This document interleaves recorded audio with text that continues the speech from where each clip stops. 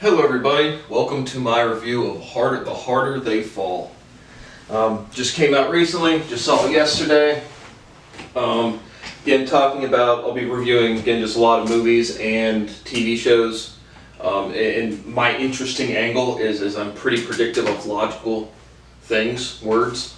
So really for entertainment, if the plot's redundant or if the plot's just nothing new, it's very predictable for me.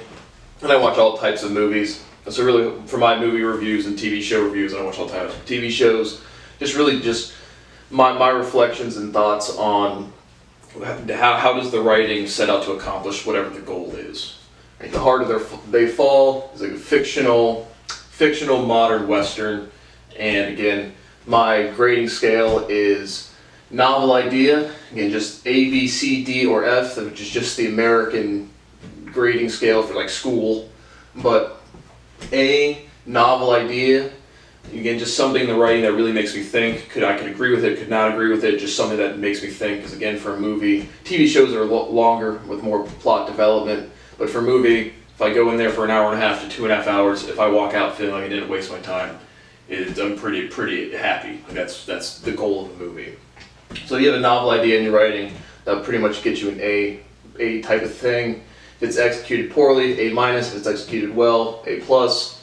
And just some ones off the top of my head, like at the time I really liked like all the big hits like Interstellar or Shawshank Redemption or just some couple ones. Entertaining or interesting ideas get a B+ or B-.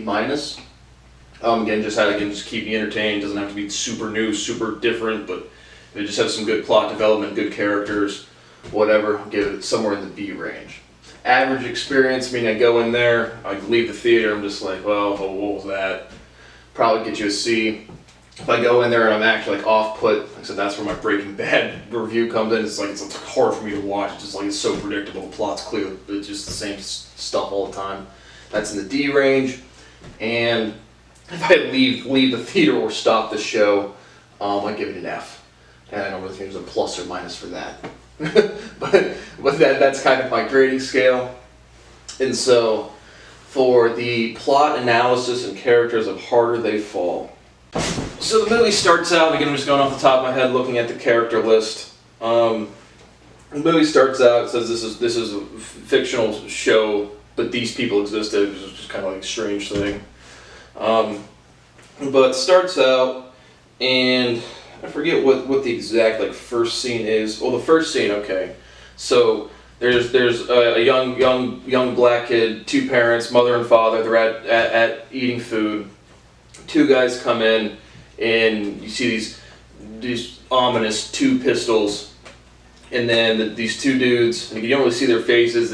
One dude has a scorpion on his hand. The other dude has the two guns. The dude ends up shooting the mother, shooting the father, and then putting like a little X scar on the kid who's like 9 or 10 years old. So that's the first scene.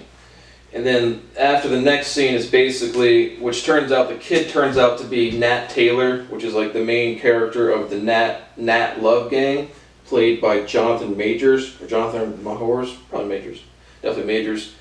But everyone, it's basically like just all out outlaws, criminals. There's the Nat Love Gang. There's the ominous kind of antagonist in this show is Rufus Buck, played by Idris Elba. He looks familiar. Jonathan Majors does not look familiar to me. Regina King does look. She plays Trudy Smith, who's like the right-hand woman of Idris Elba, the Rufus Buck character. And Zazie Beetz, Mary Fields, is the right-hand man to Jonathan Majors. Both Jonathan Majors, the Nat Love Gang, completely criminal organization, outlaw gangs in the 1800s. So again, not like mob or stuff like that, which is a pretty interesting topic to me. Just not even criminal, just life before really structured cities. It's for crime, it's just they I'll get to the plot, but it's just you just go into any city, or there's no FDA, or there's no real centralized stuff. Just an interesting context for a movie, in my opinion, because I have no personal experience in it. None of us do. We all have technology all over the place. But so the kid turns out to be the Nat Love, who's like the head of one gang, and he gets revenge. He kills the guy that has the scorpion tattoo on his hands, and his gang rips off another gang in the Old West called the Crimson Hood gang. Basically, the Crimson Hood robs banks, and then the Nat Love gang robs the people who robs the banks. Is kind of how they set it up. And at this point, Idris Black, Rufus Buck is in prison in one of Oma, I think this is a town they say. So Nat Love gang steals the $25,000 from the Crimson Hood gang. Rufus Buck is in prison. Regina King, Trudy Smith, and their gang on a train. There's a train scene. They stop a train. Rufus Buck is being transported on it, and they go inside. Again, it's real shoot 'em up western type of show. Which again, violence with goofiness doesn't really work. Violence with gore, if it's with the plot line, kind of works, which is kind of what this one was to me. But again, violence in the movies really doesn't sway me one way or the other. It just has to be consistent with the plot and do something useful and just not be overdone. But violence with any sort of like goofiness or humor just kind of throws it off for me from the plot. But they stop the train. Rufus Buck is in the thing. They have this little standoff. He's either being transported by soldiers, or just the soldiers happen to be on the plane or on the train, excuse me. But turns out the soldiers also wiped out they were bad soldiers or rogue, or they had like wiped out women and children in some town. So they break out Rufus Buck, whack all the soldiers, and then Rufus Buck is now back in with his gang. And so the Crimson Tide guys is kind of under Rufus Buck. So like, Rufus Buck is the big feared criminal out of all of the criminals, and they refer to him as like the devil, or like the man devil. Not like fictionally, but just like he has a big aura in the fucking movie. But for the Nat Love, so Nat Love is clearly has some romantic history with the Zazie Beetz Mary Fields character. Mary Fields is like a successful saloon owner, and she buys saloons, owns saloons. Her personal saloon is guarded by, when you get first introduced to the character, who is it? RJ, I think it's RJ Siller, or no, it's Danielle Deadweiler. Cuffy, yeah, Danielle Cuffy. You get introduced to this character called Cuffy, just like the doormen. She turns out to be a girl, but at the beginning of the movie, like the first half of the movie, it's portrayed you can't really tell if it's a guy or a girl. I thought it was a guy, and it just wasn't clear in the plot. It turns out to be a girl, but played by Danielle Deadweiler Cuffy, or Catherine, her name comes out to be.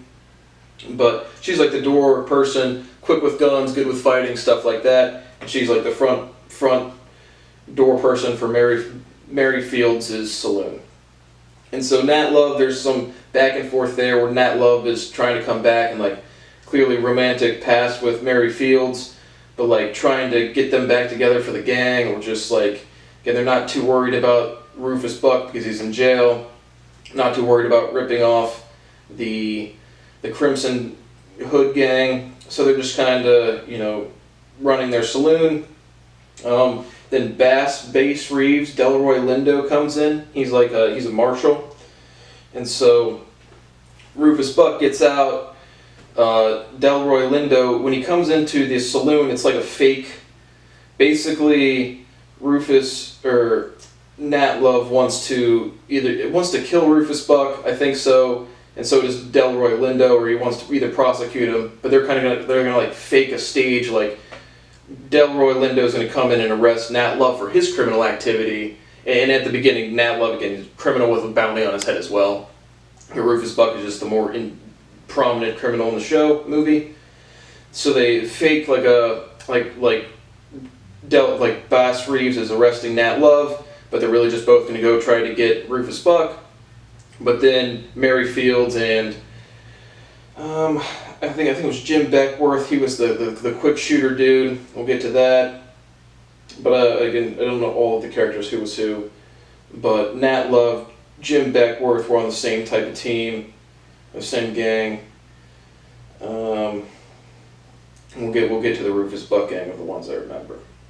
So they decide to go again. I think they're going just to try to kill Rufus Buck, because again he's the other one responsible. I think at this point Nat Love is aware the other person that killed his family was Rufus Buck. Very very sure that's true. Let me make sure I'm still rolling. So now the Nat Love gang, and again this is old Western time. There's riding horses, looking over a hill, like looking at the town that Rufus Buck is now running. Rufus Buck takes over the town from like the sheriff, beats him up in the street pretty bad, saying I'm the big guy in town, everyone's gonna listen to me. Whacks one dude out in the street, but yeah, this is a shoot 'em up Western, there's bodies everywhere. But what was I gonna say? Oh, the relationship between Rufus Buck and whoever the sheriff plays a pretty relative role. I'm not sure who this is on here. But basically, he kicks out the sheriff. The Nat Love gang's over the hill, planning to come in. They have Mary Fields, played by Zazie Beetz, basically says, since I'm an entrepreneur, since I'm a business owner, it wouldn't be weird for me because the Rufus Buck, he now needs the $25,000 that was stolen by the Crimson Hood gang back. And again, I'm not sure if Rufus Buck is poignantly aware of who stole it. But Mary Fields rolls into town, they beat her up, they keep her hostage, and the Nat Love gang basically told him that was going to happen. She does it anyway, and then Nat Love goes in to get her, he gets beat up pretty bad, and then Rufus Buck says, give me the $25,000 plus $10,000 for interest for stealing. And so Nat Love, Mary's still in prison, Nat Love goes back to the 3-4 other people from his gang on top of the hill, and then they go rob a bank in a white town. And that's really when you find out that Cuffy is a girl, because he throws her like a dress, and the time she's dressed in pants, it's not clear that she's female. But they go into a white town as like husband, wife, girlfriend, boyfriend, something, rob the bank, get the extra $10,000, go back on the hill, and then they come back to the center of Redwood, I think is the town, and I think Mayfield's the white town. I'm just looking at the character list. But they come back into town, and Cuffy rides the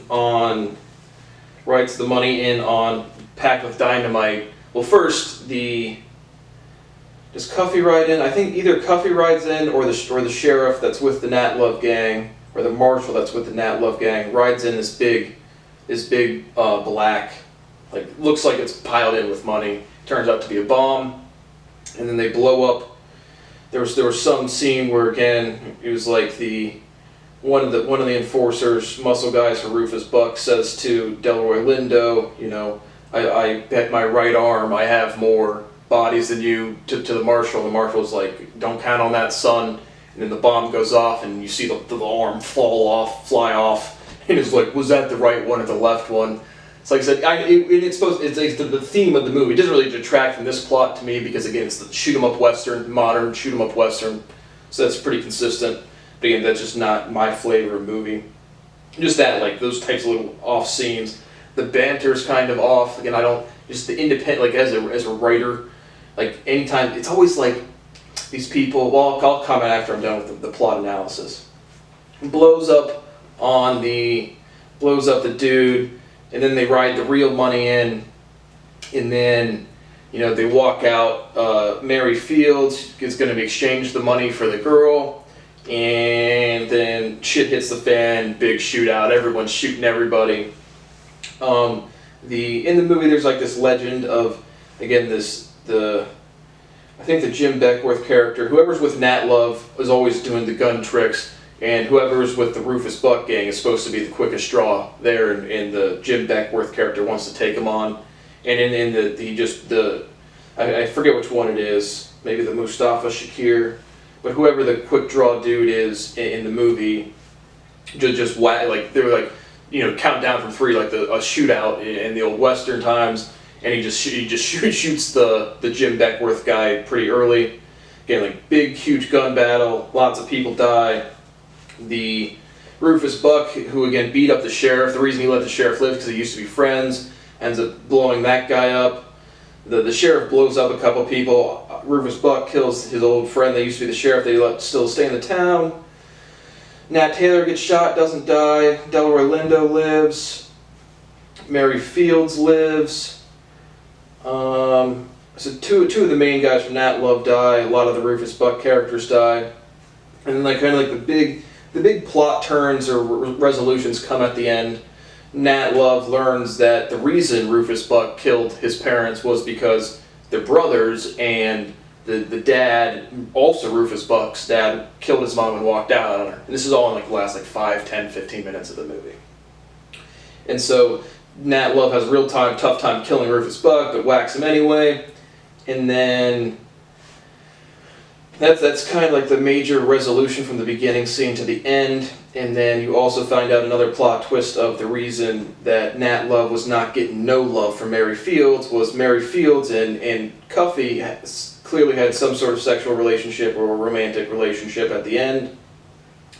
And that's kind of where it resolves.